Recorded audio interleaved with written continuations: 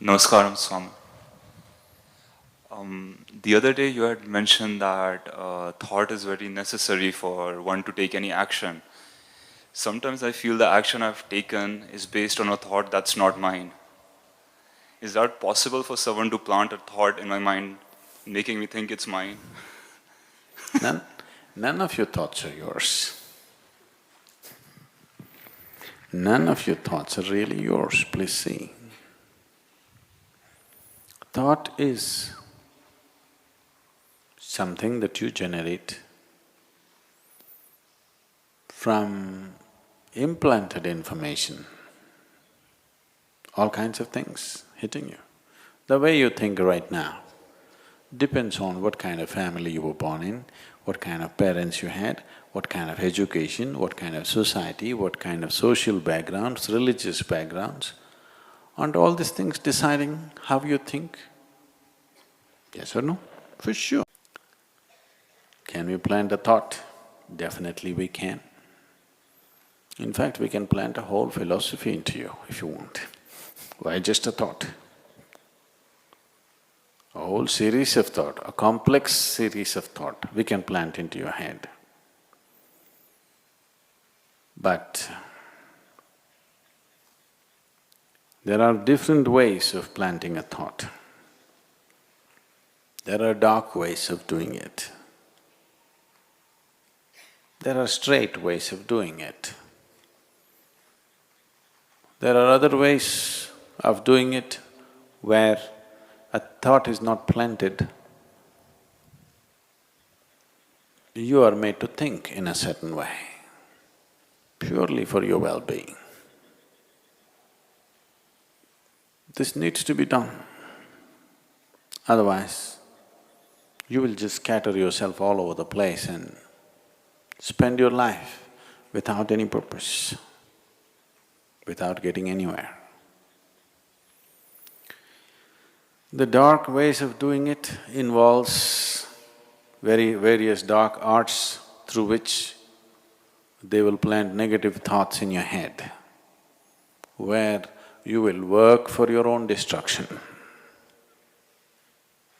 The straight ways of doing it or the school teacher's way, they're trying to tell you, this is better, this is better, this is better, constantly. Or the marketing manager's way. The Coca-Cola, the real thing, the real thing, the real thing, the real thing. Now you say the real thing. If I say the real thing, you'll say Coke. Everywhere it's written around the world, real thing. So, that is just by repetition. It's straight. If you want, you can reject it. With the first one, if you're vulnerable in some way, you have no choice, it will anyway enter your life. The last way of doing it will happen only if you're willing, open and receptive.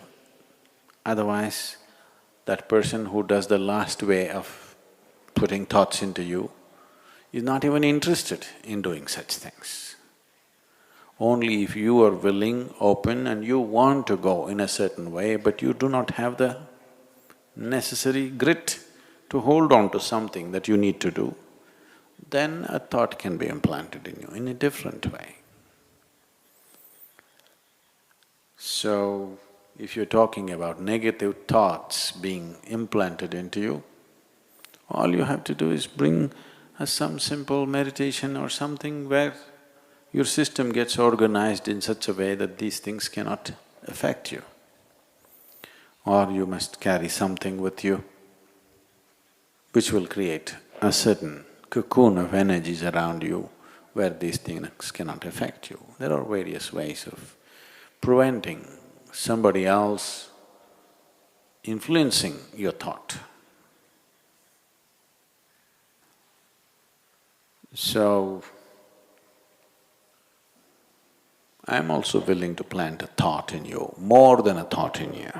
I can plant an explosive in you if you want.